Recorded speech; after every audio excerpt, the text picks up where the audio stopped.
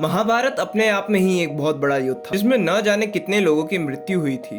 मगर क्या आपको पता है महाभारत काल में ऐसे और भी युद्ध हुए थे जिसमें सैकड़ों लोगों की जानें गई थी। कई दिव्यास्त्रों का प्रयोग हुआ था। उन्हीं युद्धों में से एक युद्ध शिव जी और कृष्ण जी के बीच में हुआ था। जी हाँ दोस्तों, आपने एकदम सही सुना। महादेव और नारायण अवतार श्री कृष्ण के बीच में एक बहुत घमासान युद्ध हुआ था। अब इन सब चीजों से आपके मन में सवाल उठ रहे होंगे कि आखिर ये युद्ध हुआ क्यों था, और अगर युद्ध हुआ भी था तो इन दोनों में कौन विजयी रहा। दोनों ही प्रश्नों के उत्तर जानने के लिए वीडियो को पूरा देखें। राधे राधे दोस्तों, ओम टीवी पर सभी का बहुत बहुत स्वागत है। चैनल पर अगर नए हो तो चैनल को तुरंत सब्सक्राइब करें। अब चलिए बिना किसी देरी के सुनाता हूँ आपको शिव और कृष्ण के युद्ध की कथा। श्रीमद् भगवत पुराण के अंदर हमें इस युद्ध का उल्लेख मिलता है। ये बात है महाभारत के युद्ध के बाद की। बाणासुर जो कि असुरों का राजा था और राजा बलि का पुत्र भी था, वो शिव का भी बहुत बड़ा भक्त था। और कहा जाता है कि बाणासुर के कुल 1000 हाथ थे जिनसे उसने शिव के लिए मृदंग बजाया था। उसकी भक्ति व मृदंग बजाने की कला देखकर शिव उससे बहुत प्रसन्न हुए और उसे बोला कि कुछ वर मांगो। तब उसने शिव से वर मांग लिया कि वो उसके रक्षक बन जाए। इस पर शिव ने कहा तथास्तु। अब क्योंकि शिव उसके रक्षक थे तो वो निश्चिंत हो गया था और समय के साथ घमंडी भी। अब बाणासुर के नाम मात्र से आसपास वाले सभी राजा उससे डरने लगे। बाणासुर श्री कृष्ण को अपना शत्रु मानता था और कृष्ण को हराने के तरीके खोज रहा था। इस तरह समय चलता रहा और बाणासुर के यहाँ एक पुत्री ने जन्म लिया। पुत्री का नाम उषा था। उषा अत्यंत सुंदर व गुणवती थी। एक बार उषा के सपने में एक सुंदर सा राजकुमार आता है जिससे उसे प्यार हो जाता है। अपनी सहेली चित्रकला जिसके पास कई शक्तियों का ज्ञान था, उसकी मदद से उषा ने उस राजकुमार का चित्र बनवाया। चित्र देखते ही दोनों समझ गई कि ये किसी और का चित्र नहीं, ये अनिरुद्ध का चित्र है। अनिरुद्ध जो कि प्रद्युम्न के पुत्र थे और श्री कृष्ण के पोते। उषा श्री कृष्ण के प्रति अपने पिता के भाव जानती थी और ये भी जानती थी कि उसके पिता इस रिश्ते के लिए कभी नहीं मानेंगे, पर फिर भी वो अनिरुद्ध के साथ रहना चाहती थी। तो उसने चित्रकला को कुछ करने को कहा। जब चित्रकला ने अनिरुद्ध को द्वारका से अगवा कर लिया और बाणासुर के राज्य में लेके आ गई। उषा अपने प्रेमी को देखकर बहुत खुश हुई और अनिरुद्ध भी उषा की सुंदरता देखकर उससे प्यार करने लगा।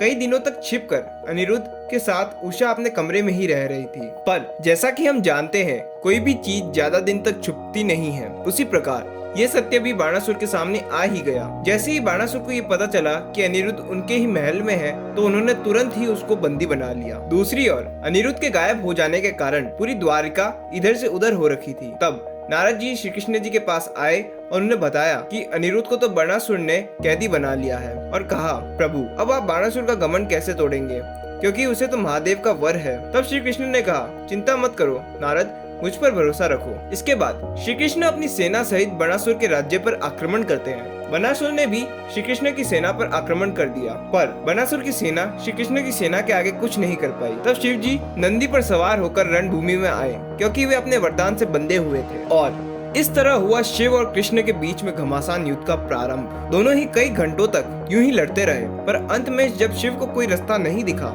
तो उन्होंने अपना पाशुपता अस्त्र कृष्ण पर चला दिया। इसके उत्तर में कृष्ण ने भी अपना नारायण अस्त्र छोड़ा। दोनों अस्त्र भिड़े और बहुत बड़ा धमाका हुआ, पर दोनों ही शिव और कृष्ण में से किसी का भी बाल बाका नहीं हुआ था। ऐसे में श्री कृष्ण ने शिव पर निद्रा अस्त्र छोड़ा जिससे शिव सो गए। इसके बाद श्री कृष्ण ने बाणासुर को पकड़ लिया और उसे बंदी बना लिया। तब शिव की नींद उड़ी और अपने भक्त को बंदी बना देख वो अति क्रोधित हो उठे और उन्होंने अपना सबसे भयंकर अस्त्र यानी शिव ज्वाला अग्नि चला दिया और चारों ओर आग फैलने लगी। चारों ओर हाहाकार मच गया था, हर तरफ बीमारियां फैल रही थी। ये देख ना चाहते हुए भी श्री कृष्ण ने अपना आखिरी अस्त्र छोड़ दिया यानी वैष्णव ज्वाला। कहा जाता है कि वैष्णव ज्वाला से बीमारियों का अंत तो हो गया था, पर 2 बड़े अस्त्र चलने के कारण पूरी पृथ्वी सहित तीनों लोगों का अंत अब नजदीक ही था। तभी सभी देवता ब्रह्मा सहित दोनों के बीच में युद्ध रुकवाने के लिए आए, पर वे इस काम में असमर्थ रहे। तभी सभी देवताओं ने माँ दुर्गा को याद किया। इस पर माँ प्रकट हुई और शिव और कृष्ण को दोनों को रोकते हुए पूछा